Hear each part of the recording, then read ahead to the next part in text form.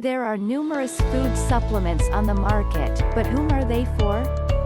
When are they beneficial, ineffective or even harmful? In this article we explore the general recommendations on taking food supplements. What are food supplements? The idea behind food supplements, also called dietary or nutritional supplements, is to deliver nutrients that may not be consumed in sufficient quantities. Food supplements can be vitamins, minerals, amino acids, fatty acids, and other substances delivered in the form of pills, tablets, capsules, liquid, etc. Supplements are available in a range of doses, and in different combinations.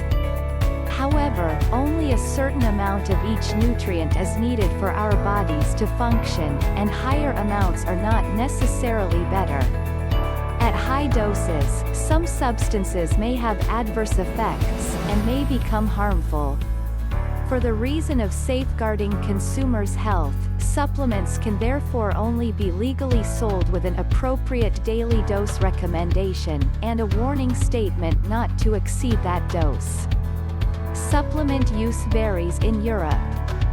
For example, it is common in Germany and Denmark, 43% and 59% of the adult population respectively, but is less so in Ireland and Spain, 23% and 9% respectively. Women use supplements more than men. 2, 3, 4, 5, 6. Who needs food supplements? Supplements are not a substitute for a balanced healthy diet. 1 A diet that includes plenty of fruits, vegetables, whole grains, adequate protein, and healthy fats should normally provide all the nutrients needed for good health. Most European countries agree that messages aimed at the general public should focus on food-based dietary guidelines. 7 Supplements do not feature in these guidelines, but there are certain population groups or individuals who may need advice about supplements, even when they eat a healthy balanced diet, i.e. women of childbearing age, individuals on specific medications. Partly due to our modern lifestyle, not everyone manages to eat a healthy diet. In Europe, dietary surveys have suggested that there are suboptimal intakes for several micronutrients. 2.8 The EU-funded EURRECA project found inadequate intakes for vitamin C, vitamin D, folic acid, calcium, selenium and iodine. 9 A recent comparison of national surveys showed widespread concern about vitamin D intakes, whereas certain age groups are more likely to have low intakes of minerals. 2 For example, there is concern about adequate intakes of iron amongst teenage girls in Denmark, France, Poland, Germany and the UK.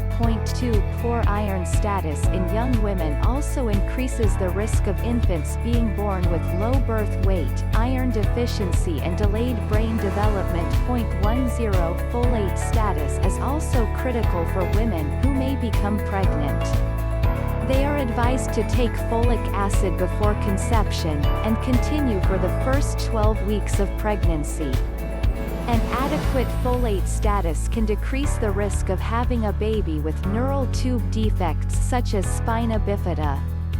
Recent research suggests that 50 to 70% of Europeans have poor vitamin D status. 2, 11, 12 Since vitamin D status is dependent not only on dietary intake but also exposure to UV light, there may be a stronger case for advising supplements for vitamin D in northern European countries.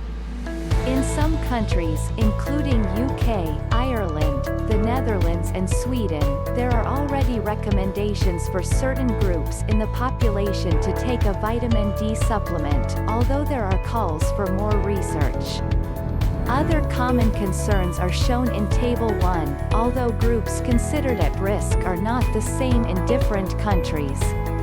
Particular risks for specific population groups. Despite having a role in the health of some individuals, not all supplements are useful for everybody. In fact, for some people, it is not advisable to take certain supplements, in particular in high doses.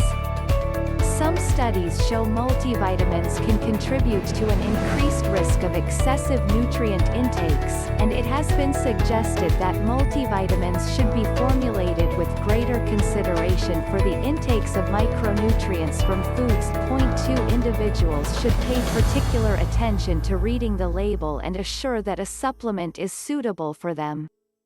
For pregnant women, for example, supplements containing vitamin A, retinol, including fish liver oil may be harmful and cause birth defects if the recommended dose is greatly exceeded, or exceeded over an extended period of time.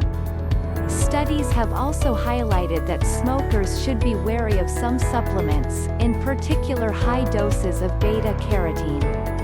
The European Food Safety Authority (EFSA) has considered the evidence in this area and has concluded that exposure to beta-carotene below 15 mg per day is safe in the general population, including smokers. 13. Conclusion: some population groups are advised to take specific supplements. The overall message is, follow a healthy, balanced diet, carefully read labels of supplements and fortified foods, and avoid taking multiple doses that exceed the recommended daily amounts (RDAs). In case of doubt, seek advice from a dietitian or medical doctor before choosing a dietary supplement.